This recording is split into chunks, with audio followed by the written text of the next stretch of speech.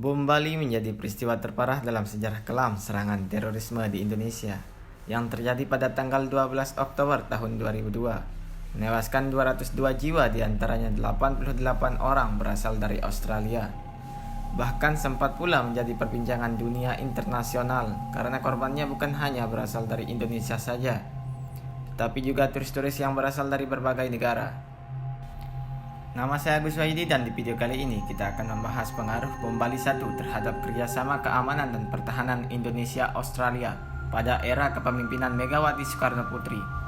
Dampak besar dari kasus Bom Bali 1 ini memberikan image buruk dari dunia internasional terhadap Indonesia karena dianggap sebagai negara sarang teroris. Kasus Bom Bali 1 menjadi titik awal perkembangan terorisme berbasis agama di Indonesia dan menjadi bencana besar bagi negara Indonesia dan sekitarnya termasuk Australia. Tragedi Bom Bali 1 yang terjadi di Palis Pub dan Sari Club di Legian, Kuta Bali, menuai kecaman serius dari Presiden Megawati Soekarno Putri. Beliau mengatakan bahwa meledaknya bom di Bali merupakan ulah teror biadab yang menyebabkan goyahnya keamanan, ketentraman rakyat, serta ketertiban. Beliau juga menyampaikan bahwasanya tragedi Bom Bali 1 ini telah mempengaruhi beberapa aspek di dalam negeri, contohnya seperti industri pariwisata.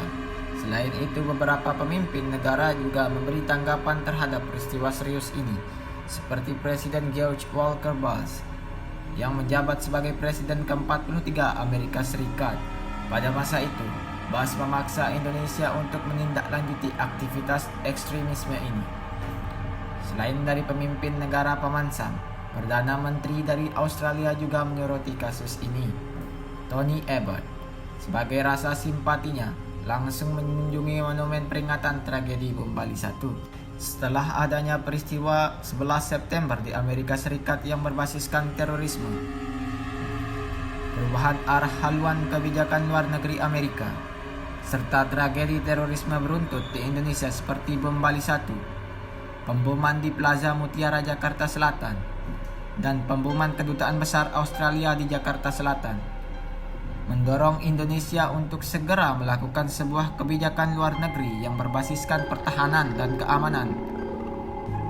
Banyaknya kasus terorisme yang diterima Megawati dan juga dorongan dari perubahan kebijakan luar negeri Amerika Serikat yang berorientasi pada War Against Terrorism mendesak Megawati membentuk sebuah kerjasama berbasis pertahanan dan keamanan dengan negara lain. Indonesia kemudian menjadikan Australia sebagai negara mitra dalam melakukan upaya kerjasama di bidang pertahanan dan keamanan.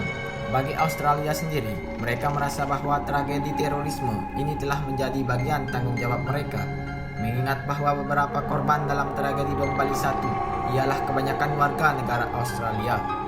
Selain faktor geografis yang menentukan kebijakan Australia adalah adanya jalur strategis yang menyelimuti kawasan Indonesia, sehingga perdagangan luar negeri yang dilakukan oleh Australia harus melewati perairan Indonesia, sehingga penting bagi Australia untuk menciptakan hubungan damai di masa depan bersama Indonesia sebagai dasar untuk terciptanya kawasan regional yang stabil.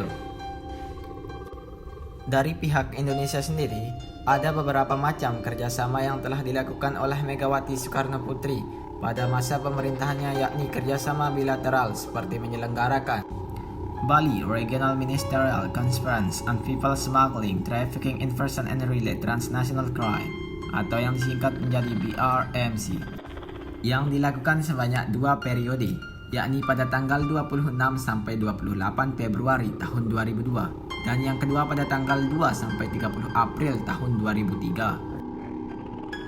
Sepakat untuk membentuk joint investigation and intelligence team to investigate the Bali bombing.